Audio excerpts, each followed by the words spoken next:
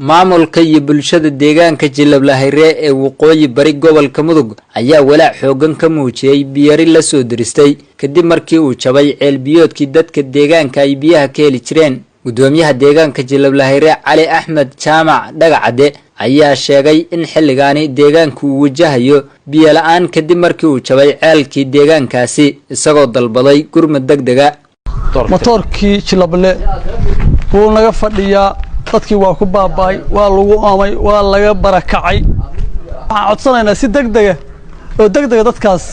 waqtiga oo kulul wixii lagu noolaa oo fariistay waxaan codsi u nahay in la ka soo gaaro 8 sano wax dayactir meeshan ma imaan hay'adna wax ma keenin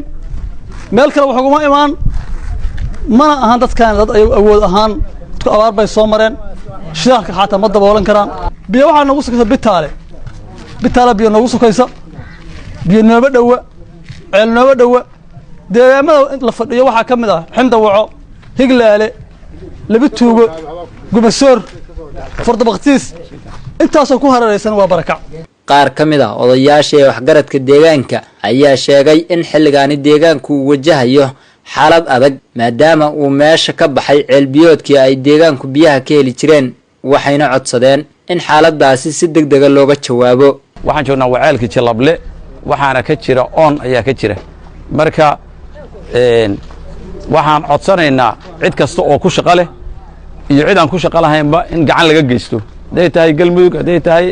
wasaaradda arrimaha gudaha federaalka haday tahay hay'adaha ku shaqo leh eelku dayactir ayuu u baahan yahay waana fadhiya hadda waa jaban yahay sida u jeedaan hadda waa kuubooyinkii waa kuwa dhabarkay ku aadan laga cabjo halka kala furan waa ku halka duuduuban motorku waa fadhiya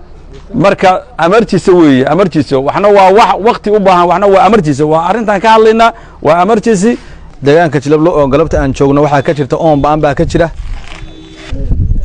waxa jira hadii ay ku waa u jeedaan waxa weeye in duuyadii dadkiiba macnaha inaag dhooman yihiin motorkuna uu ka jabay xilli ugu xumaa oo hadii ay ku biyo loo baahdo marka waxaan codsanaynaa haday tahay galmudug haday tahay wasaaradda arrimaha gudaha ee federaalka oo hadda qayb nagala joogto haday tahay hay'adaha deeqda bixiya